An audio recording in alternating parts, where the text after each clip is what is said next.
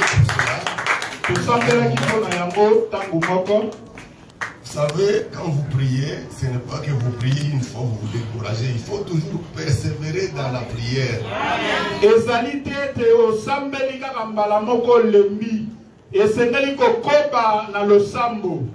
Vous savez, Dieu fait chaque chose bonne à son temps. Pour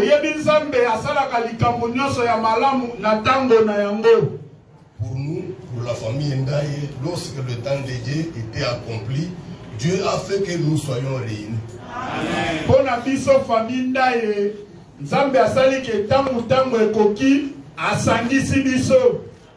je sais que pour toi aussi, Dieu va réunir ta famille.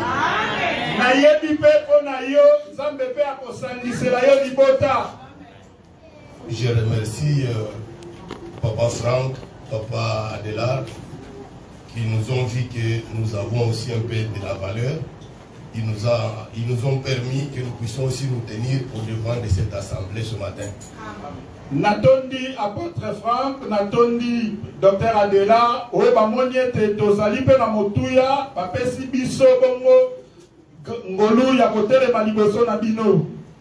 Je bénis aussi le Seigneur, je ne peux pas me retenir. Je pouvais même fondre en larmes quand je vois mon bien-aimé, docteur Michel. La femme de Zambé, la petite police a passé dans la limite de tout la division, une police dans la Zambé Michel. Docteur Michel, nous vous aimons beaucoup. Docteur Michel, de Linda Kayomingi. Dieu vous bénisse. Zambé a Pambolabino. Nous allons maintenant parler de la part de Dieu. Nous allons parler de la connaissance de Jésus-Christ. Vous savez, il y a de ces gens qui ont seulement le nom de Jésus, mais au fond, ils n'ont plus Jésus dans leur cœur.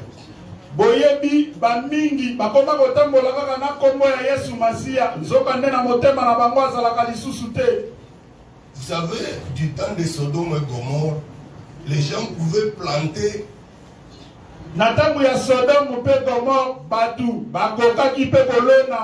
Et ils pouvaient produire beaucoup de choses. Comme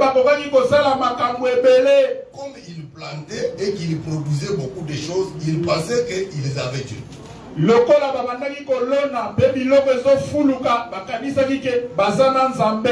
Or ils étaient déjà partis loin de Dieu. Dieu était déjà au bout de sa patience. Ils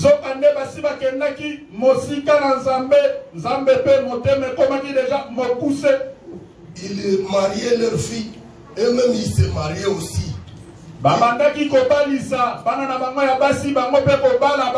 Ils étaient bien. Comme la vie était bien pour eux, ils faisaient du n'importe quoi. Ils savaient qu'ils avaient Dieu.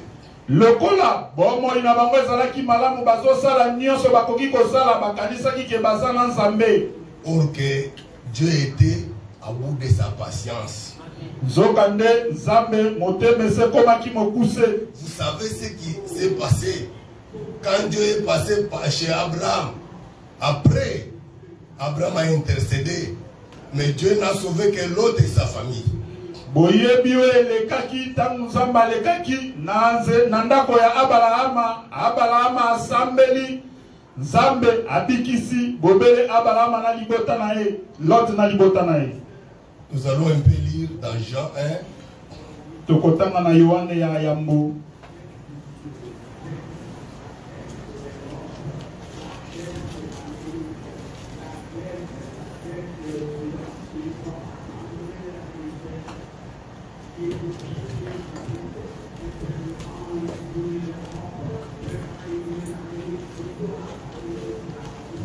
Nous lisons en Jean 1, verset 1 jusqu'à 3.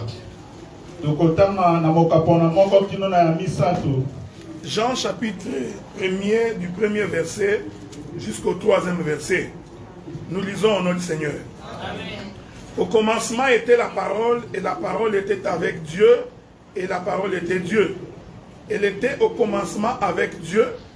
Toutes choses ont été faites par elle, et rien de ce qui n'a été fait sans elle. Amen. Amen.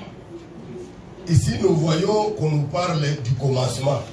Awa tuzomona bazolobela biso na ebandeli. Or que Genèse parle aussi du commencement. Zokane mokanda na ebandeli zolobela ebandela mokili. Parce que Genèse dit qu'au commencement, Dieu créa le ciel et la terre. Mokanda na ebandeli zolobete na ebandeli zamba keli lola pe mabele. Ici, Jean nous dit au commencement était la parole. Awa Yohana zoebisa biso na ebandeli ezalaki liloba. Il y a combien de commencements? Ebandeli ezali boni. Bien-aimé, je veux que tu me suives attentivement. Molinga mina lingola nanga malamu. Tu sais, la parole de Dieu dit que Dieu veut que tous soient sauvés et parviennent à la connaissance de la vérité. Biblia zoloba nzamba lingete batu nyonso babika beba koma na boyebi ya solo. Il faut que tu connaisses la parole. Quand les serviteurs se mettent ici, c'est pour toi. C'est pour que tu connaisses la parole de Dieu. Esengeli oyeba liloba na Nzambe tangu basali batei bazoleka weza poete yo okoma na boyebi. Lorsque tu sauras la parole de Dieu, tu comprendras bien la parole de Dieu. Même dans ta prière, tu sauras bien prier. Tangu okoyeba liloba na Nzambe okososola ngo malamu ata na losambo na yo okoyeba kusambela malamu. Bien-aimé, il ne faut pas prier comme tu veux. On ne prie, il y a la façon de prier. On ne prie pas comme on veut. Ata pona kosambela basambela kabisambela te esengeli osambela malamu. Tu ne vas pas commencer à prier, tu commences à invoquer le feu, tu commences à prier les démons. On ne prie pas comme ça. Okoki kobanda te kosambela okobelela o moto ekita. Okomi kobelela o moto etumba ba démon. Peut-être tu te dis, non, moi, quand je ne invoque pas le sang, je vois que je n'ai pas vraiment prié. On prie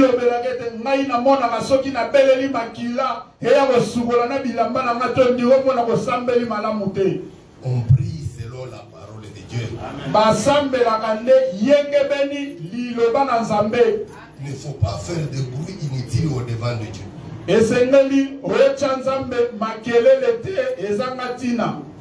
Pour comprendre cette écriture que nous venons de lire, nous pouvons aller d'abord en hébreu.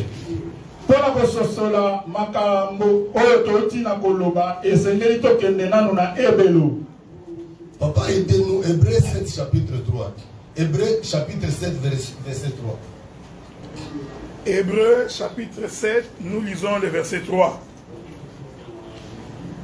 La Bible dit ceci: qui est sans père, sans mère, sans généalogie, qui n'a ni commencement de jour, ni fin de vie, mais qui est rendu semblable au Fils de Dieu. Vous pouvez vous tenir, vous pouvez vous limiter là-bas, papa. Amen. Amen.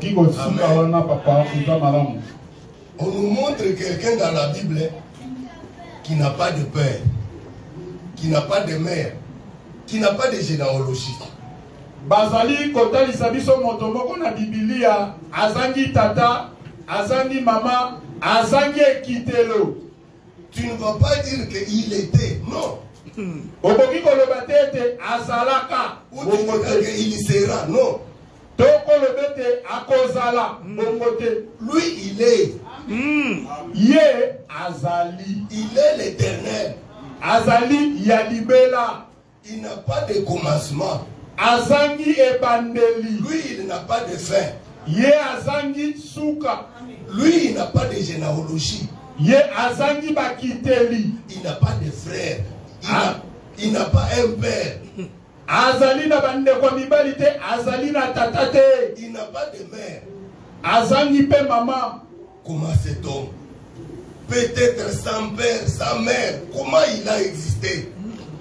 Lolenge ya moto nini oyo azangi papa, azangi mama, ye akomaki ndenge nini na mokili? C'est l'Éternel. Azali ya libela na libela.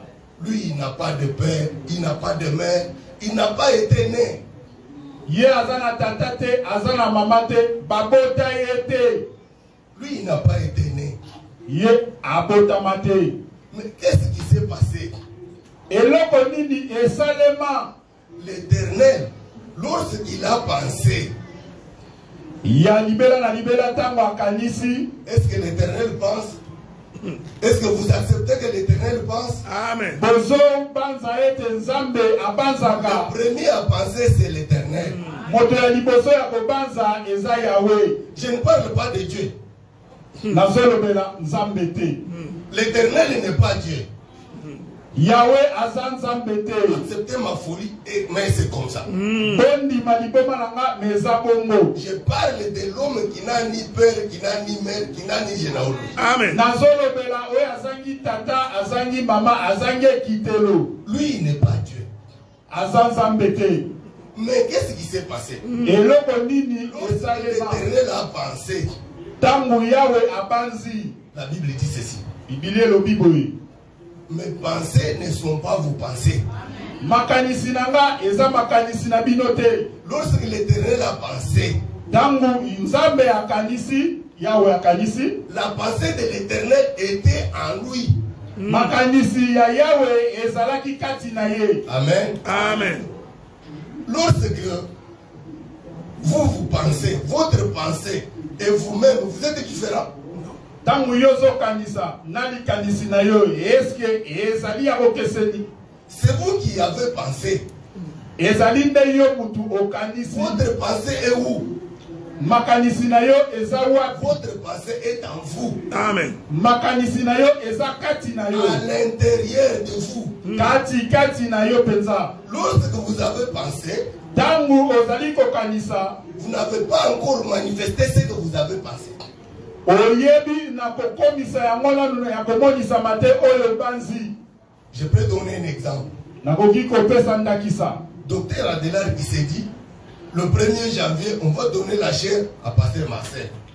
Docteur Adelar a l'objet le 1er janvier tokopesa était le na Pasteur Marcel. Il a pensé comme ça. Akanisi bongo. Il a pensé comme ça. Akanisi bongo. C'est resté en lui.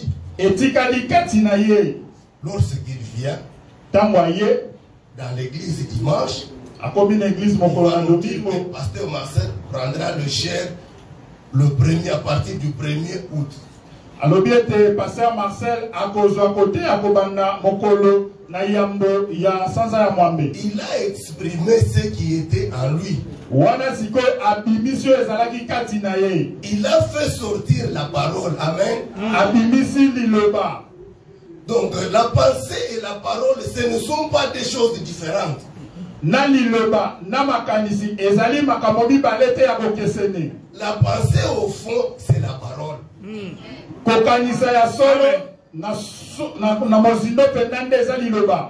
Nous pouvons lire ça en psaume.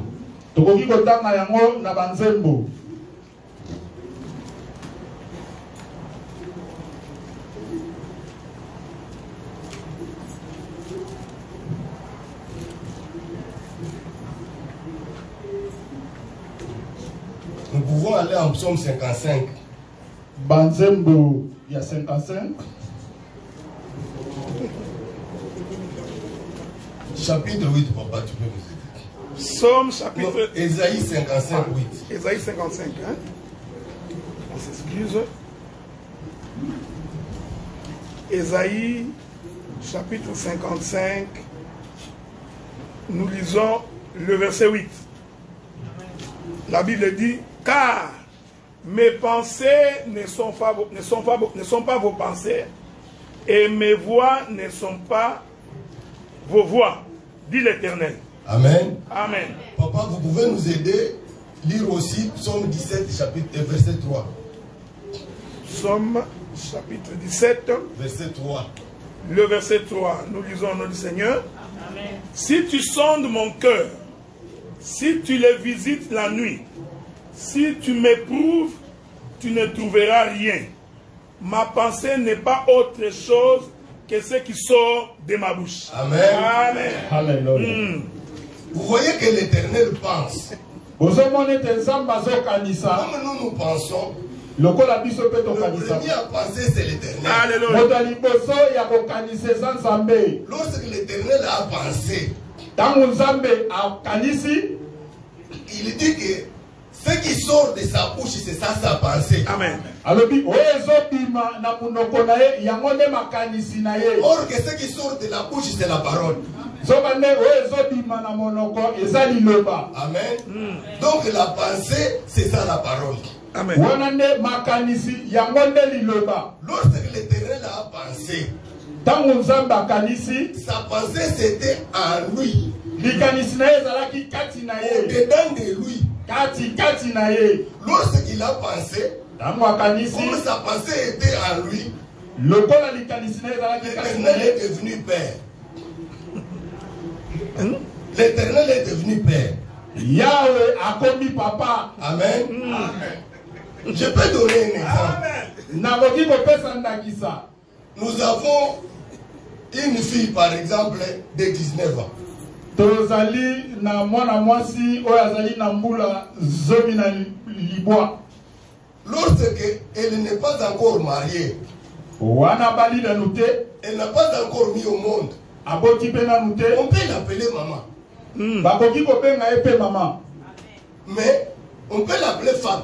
Plutôt. Bakoki kobenga ye mwasi. On peut l'appeler femme. Bakoki kobenga ye mwasi Elle bolingisa. n'est pas maman. Mais azali mama te moboti te. Parce qu'elle n'a pas encore accouché. Po ete aboti na Elle nute. n'a pas encore reçu la semence. Azwi na nute kona. Amen.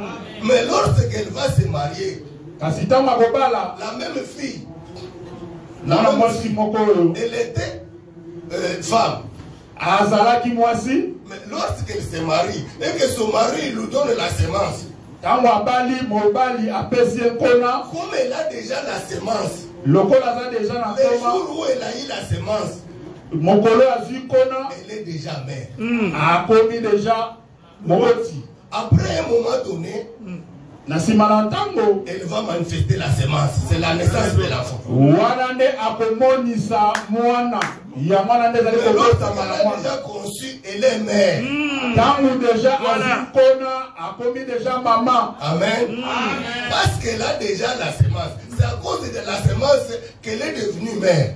Po ete aza deja na nkona lokola nkona eza akomi deja mama. Sans la semence, cette femme ne peut pas être appelée mère. Kozanga nkona mwasi oyo akoki kobengama moboti te. Amen. Zamba pambola bino. Amen. Essayez un peu de me suivre. Vous allez comprendre qu'est-ce que nous allons dire selon la grâce que Dieu nous a donnée. Landa ngai malamu bokososola nini tolingi toloba kolandisa ngolu oyo nzambe apesi biso.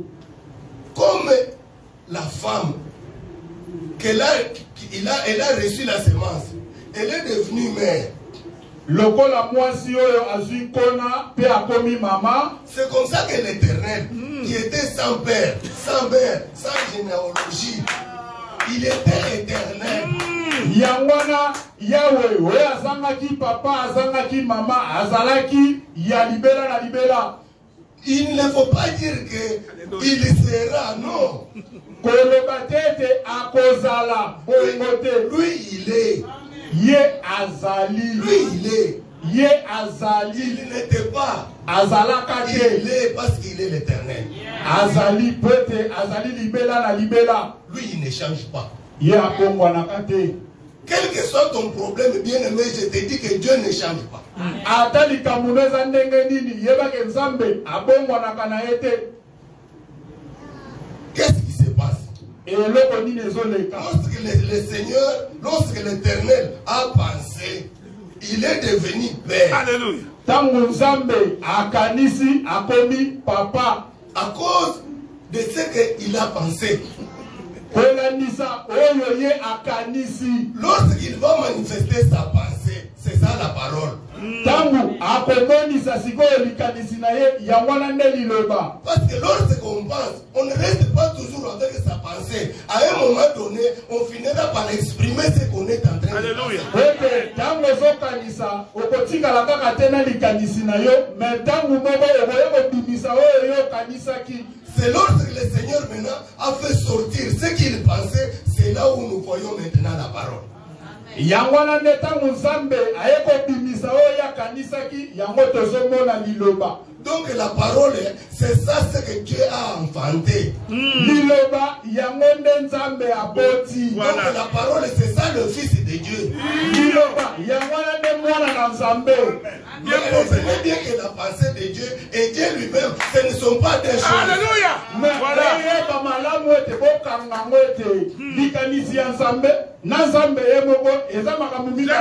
Donc la pensée de l'Éternel et l'Éternel, c'est la même chose. C'est une seule personne. Donc likanisi nzambe na Yahweh ezaka likambo moko.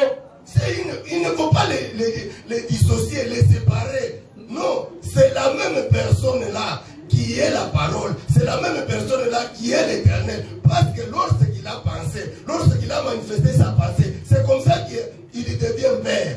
Et c'est mérité bokabola yango eza bobele likambo moko tango akanisi betango yeko bimisa likanisi eza kaka likambo be moko. On n'a pas parlé de Dieu, nous parlons de l'Éternel. Tolobeli nzambe te, tolobeli nde Yahweh. Enlevez la confusion. L'Éternel n'est pas Dieu.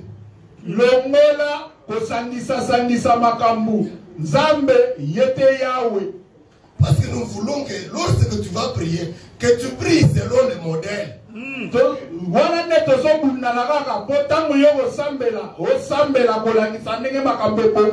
faut pas prier. Oh Dieu, je veux gérer. Dieu, je veux chama. Non, tu es en train de dire quoi?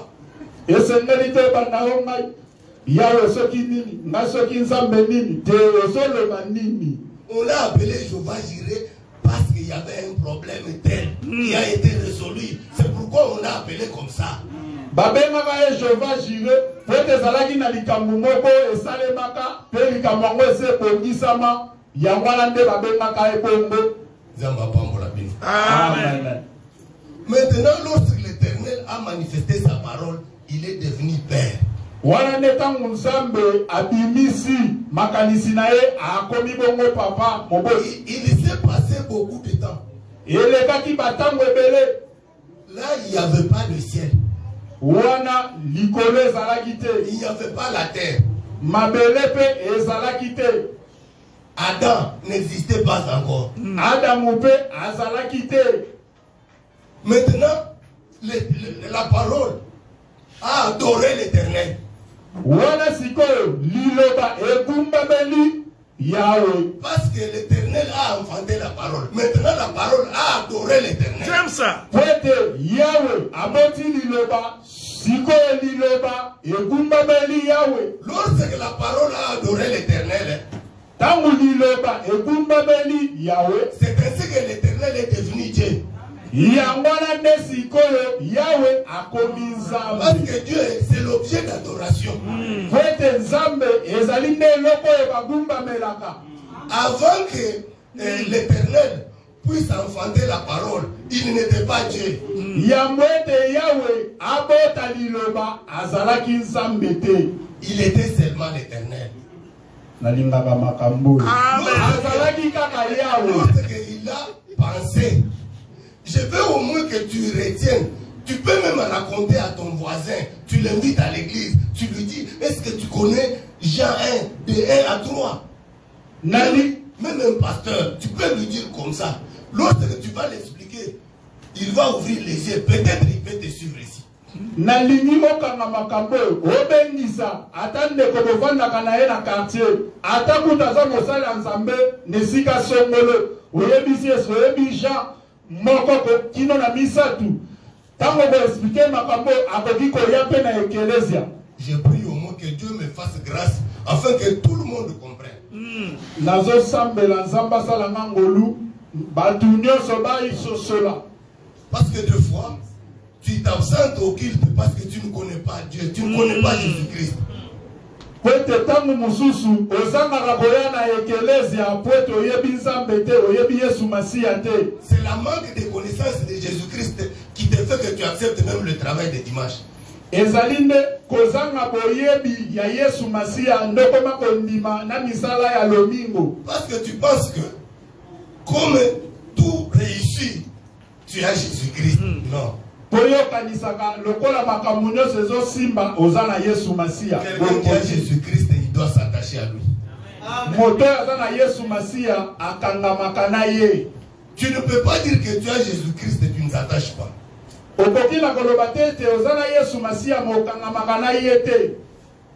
Lorsqu'on a Jésus, on ne travaille pas avec négligence.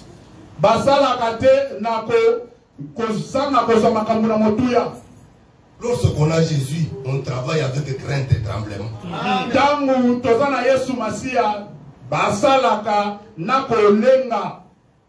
Parce que vous savez que même du temps de Noé, les gens avaient beaucoup d'argent. À l'époque, les gens avaient beaucoup d'or. Ils pensaient qu'ils avaient Jésus. Ils pensaient qu'ils avaient Dieu. Parce que lorsqu'ils creusaient leur or, ils trouvaient beaucoup d'or. Ils pensaient que Dieu m'a béni. Mais j'ai eu des enfants. C'est la bénédiction qui vient de la part de l'Éternel. Les féticheurs ont des enfants, mon frère. Ce n'est pas parce que tu as eu les enfants que tu te dis que j'ai l'Éternel, j'ai Dieu, Dieu m'a béni, j'ai Jésus-Christ. Non.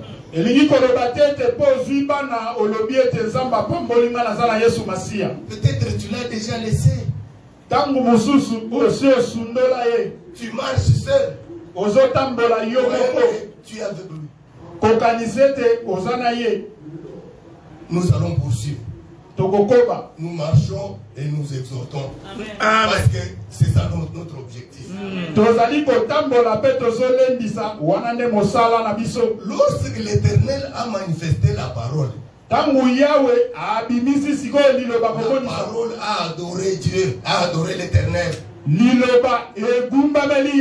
parole a dit, c'est toi qui m'as créé, c'est toi qui m'as enfanté, tu es merveilleux. La parole a adoré. L'Éternel est devenu Dieu.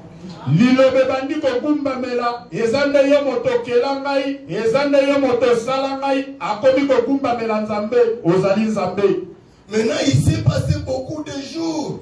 Il s'est passé beaucoup de jours, beaucoup d'années. La parole était là.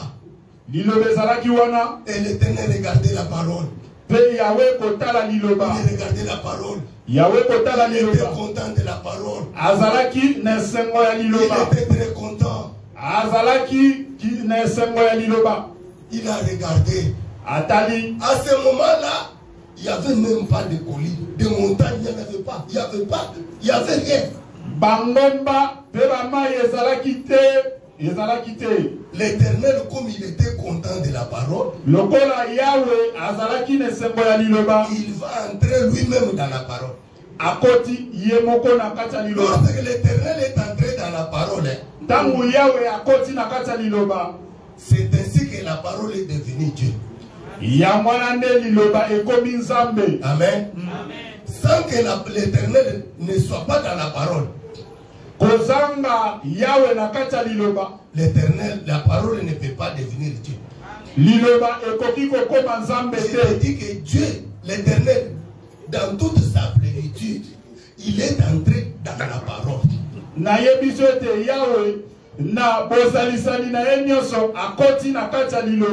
Parce que même si l'Éternel entrait dans Moïse, Moïse allait éclater.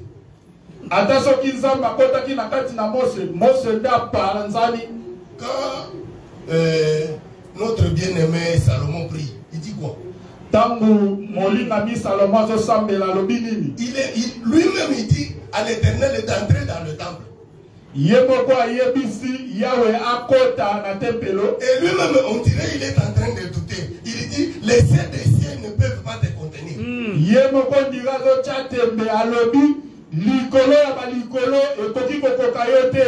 Donc les cieux des cieux ne peuvent pas contenir l'Éternel.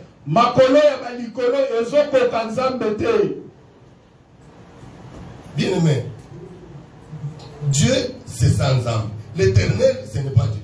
Ah, Zambé ne Yahweh. Ce sont des choses différentes. Yahweh, c'est ça l'Éternel.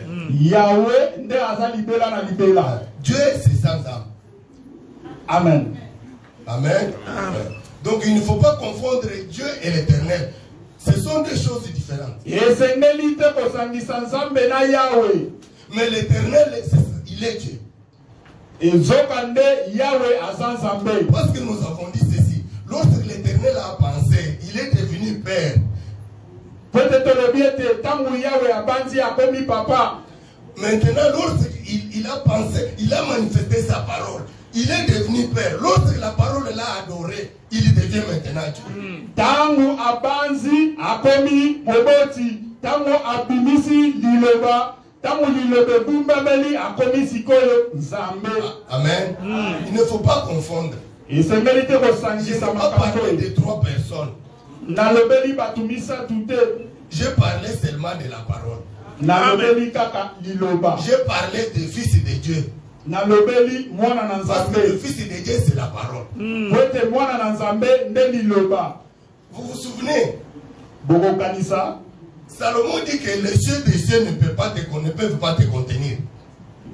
Likolo ya ba makolo ekoki kokoka yo te. Mais lorsque le Seigneur Jésus-Christ est allé pour qu'il soit baptisé, lorsqu'il est baptisé, lorsqu'il sort, qu'est-ce qui s'est passé? Tangu Yesu Masiya akei pona babatisa ye tangu babatisi ye tangu abimi eloko nini esalemi. Dieu dans sa plénitude, il s'est incarné là-bas. Nzambe na bonzambe na ye nyonso amikotisi kuna. C'est comme ça qu'on l'a appelé Jésus-Christ. Yangwana nde babengi ye Yesu Masiya. Parce que lorsqu'il était né, Pote tangu abotamaki. lorsque l'ange est venu vers Joseph, il lui a dit, il ne faut pas répudier Marie. Ce qui est à Marie, c'est l'œuvre du Saint-Esprit. Marie enfantera un enfant, tu lui donneras le nom de Jésus, pas Jésus-Christ. Tangu Angelu aye liboso ya Yosefi ayebise kobengana mwasi na yo te. Poete zemi azanango ezali nde nguya ya molimo mosantu. Alobaki tango kobota mwana okopesa ye kombo ya Yesu, me ya Yesu Masiya te.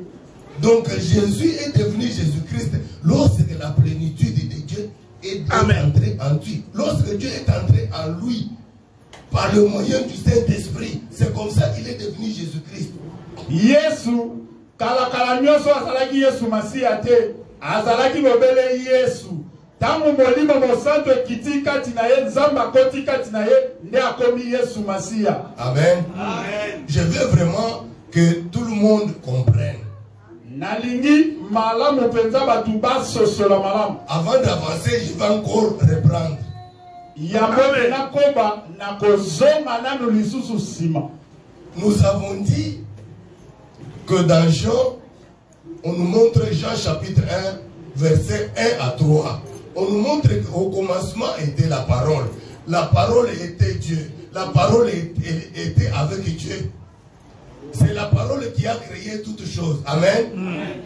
Totali na mokanda na Yohane ya yambo kobanda na verset 1 tina misato balobi ete ne bandele ezalaki liloba pe ezalaki na Nzambe. Maintenant nous avons dit qu'il y a eu quelqu'un qui a existé, qui n'a ni père ni mère, qui n'a pas de commencement, qui n'a pas de fin, c'est l'Éternel. Tolobi ete ezalaki na moto azalaki ne bandeli azangaki suka yende Yahweh. Lorsque l'Éternel a pensé, tangu Yahweh akanisi, il est devenu Père. Akomi moboti. Il a manifesté ce qui était dans sa pensée, c'est ça la parole. Abimisi sikoyo ezalaki na makanisi na ye yangwana nde liloba. Je veux que même un enfant puisse comprendre ce que je suis en train de dire. Nalingi ata mwana moke asosola nini nazoloba. Nous ne sommes pas là pour épater quelqu'un, non. C'est ça le pasteur. Tozali wana te po bamona biso danger te. C'est le Seigneur qui nous a fait grâce de comprendre aussi ces choses. Ezali Nzambe mutasali biso ngolu tososola pe makambo yo. Lorsque le Seigneur a pensé, il est devenu Père. Il a manifesté sa pensée. Sa pensée, c'est ça la parole. Tangu Yahweh akanisi pe abimisi liloba na ye komonisama likanisi na ye yangola nde liloba na ye. Lorsque l'Éternel maintenant entre dans la parole, il devient. La parole adore Dieu, adore l'Éternel. Tangu Yahweh akoti na kati ya liloba na ye, s'il vous plaît. Lorsque il pense, il fait sortir sa pensée. Sa pensée là, c'est la parole. Tangu Yahweh akanisi pe abimisi likanisi na ye, likanisi wana nde liloba na ye. Est-ce que c'est compliqué? Non. Eza makasi. Maintenant, la parole a adoré Dieu. Parce que c'est Dieu qui a adoré l'Éternel. Parce que c'est l'Éternel qui a fait sortir la parole. La parole maintenant a adoré son Créateur, a adoré son Père. Lorsque la parole a adoré son Père, maintenant son Père devient Dieu. Sikoyo liloba ebumba meli tata. Sikoyo tata akomi Nzambe. Amen. Amen. Maintenant il s'est passé beaucoup de temps. L'Éternel voit que il a admiré la parole. L'Éternel a admiré la parole. Par enfin, tellement qu'il a aimé la parole, tellement qu'il a admiré la parole, il va maintenant s'introduire dans la parole. Il va entrer maintenant dans la parole. Nzambe sikoyo asepeli na liloba, tango asepeli na liloba, akoti sikoyo na kata liloba. C'est ainsi que la parole est devenue Dieu. Là, nous avons dit qu'il n'y avait pas la terre, il n'y avait pas le ciel. Pour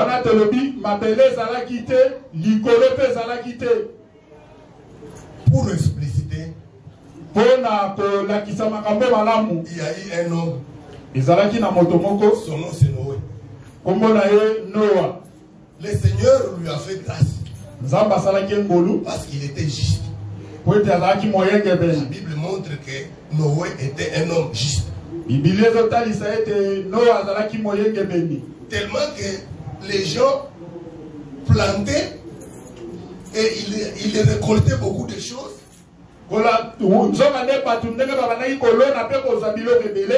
Les gens s'éloignaient beaucoup plus de Dieu. Bien aimé, ce n'est pas pour rien que la Bible dit qu'il est difficile pour les riches d'entrer dans le royaume de Dieu.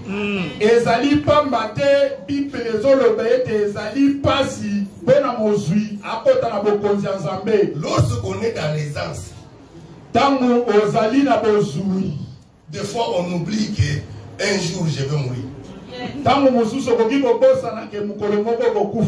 Mais lorsque on a des problèmes, on cherche Dieu. C'est comme ça que lorsque les enfants d'Israël sont entrés dans Canaan, Dieu n'avait pas voulu éliminer les autres peuples qui étaient tout autour d'eux. Vous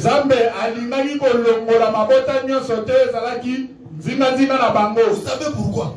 Lorsque Israël va pécher, les Amaleks viendront maintenant attaquer Israël. Israël va se souvenir de son Dieu. Il va maintenant chercher son Dieu. Lorsque Israël était dans la paix, des fois il oublie. Il oublie. Lorsqu'il oublie, il commence à faire du n'importe quoi, il commence à commettre beaucoup de péchés. Le Seigneur va susciter maintenant les voisins pour qu'ils viennent frapper Israël. Ainsi qu'Israël va se réveiller. Amen. Amen. C'est ainsi que du temps de Noé,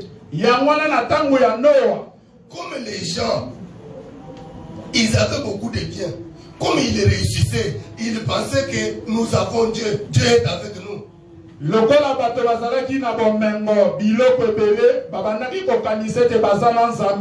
que Dieu les avait déjà laissés il y a longtemps. Mais qu'est-ce que nous allons dire? Nous voulons parler, expliquer un peu comment l'Éternel est entré dans la parole.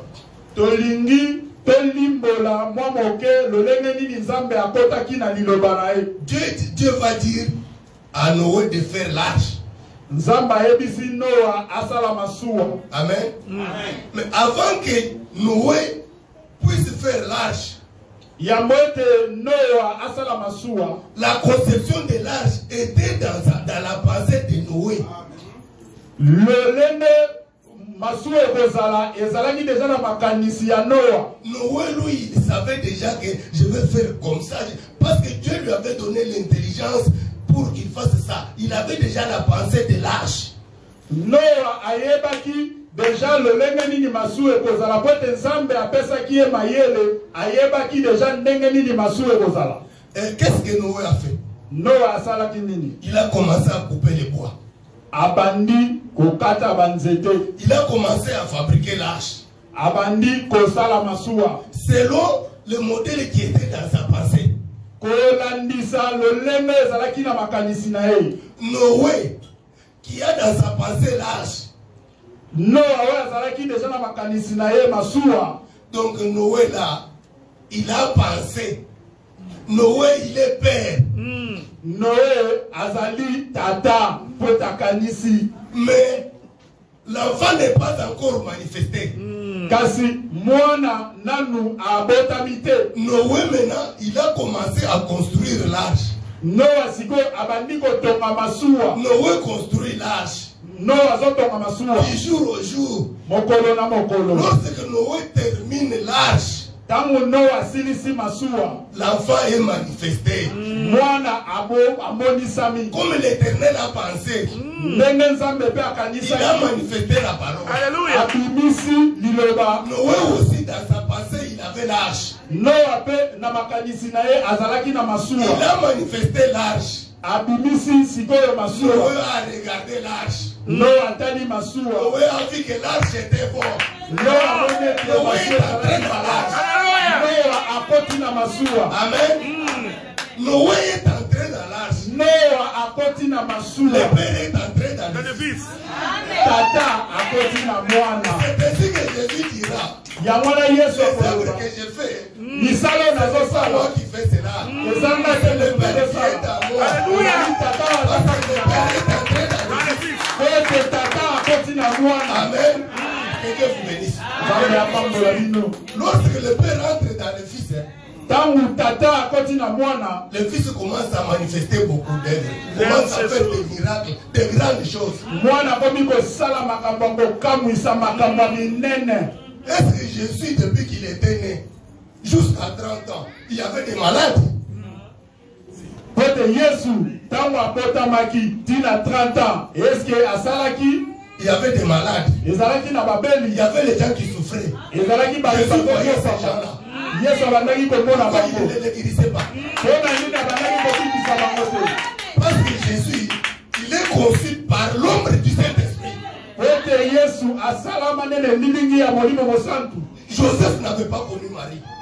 Joseph ayebaki Marie Mais lokola malgré masi. cela, Ata bongo quand le Père n'est pas encore entré dans lui, tangu tata akoti nano te kati il na ye. est incapable de faire les miracles. Akoki kosala bikamwa te. C'est lorsque le Père entre dans le Fils Nzoka nde tangu tata akoti kati na que le mwana. miracle se manifeste. Bikamwa emonisami. Amen. C'est ainsi que Yango wana nde maintenant l'Éternel est entré dans le Fils. Yahweh akoti kati na mwana. Donc, la parole est devenue maintenant Dieu. Liloba ekomi sikoyo Nzambe. Maintenant, l'Éternel a commencé à penser, mais dans la parole.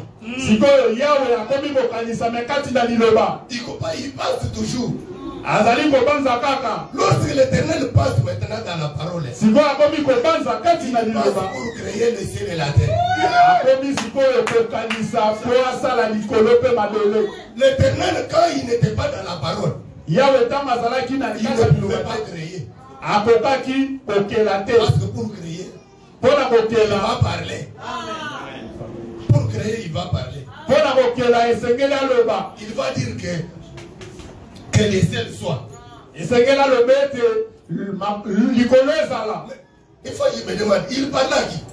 Nazo tango mosusu na bitunaka abandaki kolobela nani. Il pouvait seulement s'imaginer comme ça et puis tout était déjà fait. Akokaki kaka kokanisa boye pe nyonso esalami. Non, bien-aimé. La parole est au centre de tout. Lorsque l'Éternel commence à passer dans la parole, il va encore parler. Que les ciels soient. Que ceci soit. C'est comme ça que ça se passe. Mais c'est la parole que toi tu as. Pourquoi tu restes à la maison au lieu de venir au culte? Je sais que le travail c'est bien. Parce que la Bible dit que Dieu, le travail c'est un don que Dieu a donné à l'homme pour se réjouir les jours de sa vie sur cette terre. Mais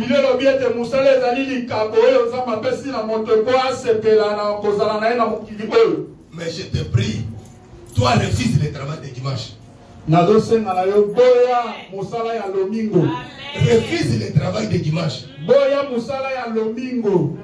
Ne pense pas que lorsque tu vas refuser le travail de dimanche, tu n'auras pas le travail. Tu auras encore un autre travail meilleur que ce que tu as. C'est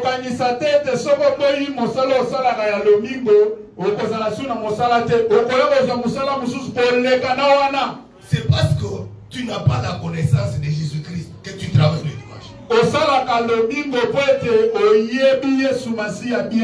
Si tu veux travailler le dimanche, ce n'est pas un problème. Mais moi je te prie de laisser le travail de dimanche. Parce que c'est le seul jour où nous venons écouter la parole de Dieu.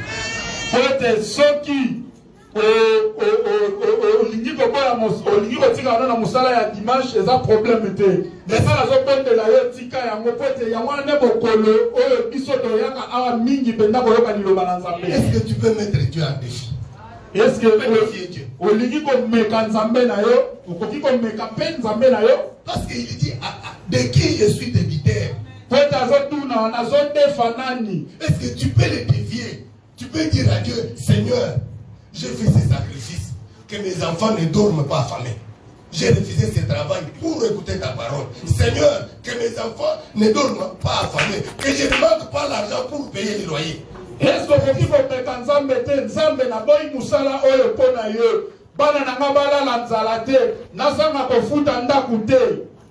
bien aimé, Dieu ne change pas même si on est au Canada.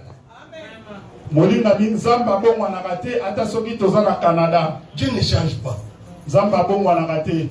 Dieu, toi, tu dois t'attacher à lui. J'aime celui qui m'aime. Celui qui me cherche me trouve. Lorsque Lazare avait aimé Dieu, parce que Lazare était le bien-aimé de Dieu. Vous voyez que Lazare est tombé malade. Jésus ne vient pas. Il savait. Mais il ne vient pas. Lazare meurt. Il reste encore. Au lieu de venir vite, vite.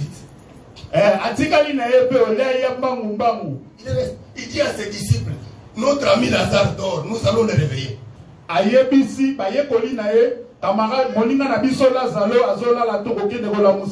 Mais comme Lazare était le bien-aimé de Dieu,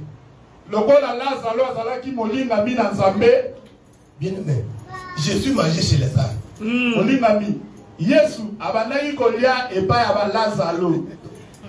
Ils sont à table avec Lazare en train de manger, en train de causer, parler.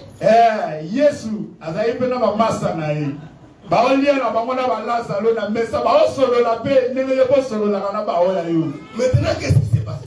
Le Seigneur vient après 4 jours. Peut-être tu lis, tu trouves que c'est normal. Tu trouves que c'est une histoire de la Bible. La Bible n'est pas une histoire comme ce qu'on apprend à l'école.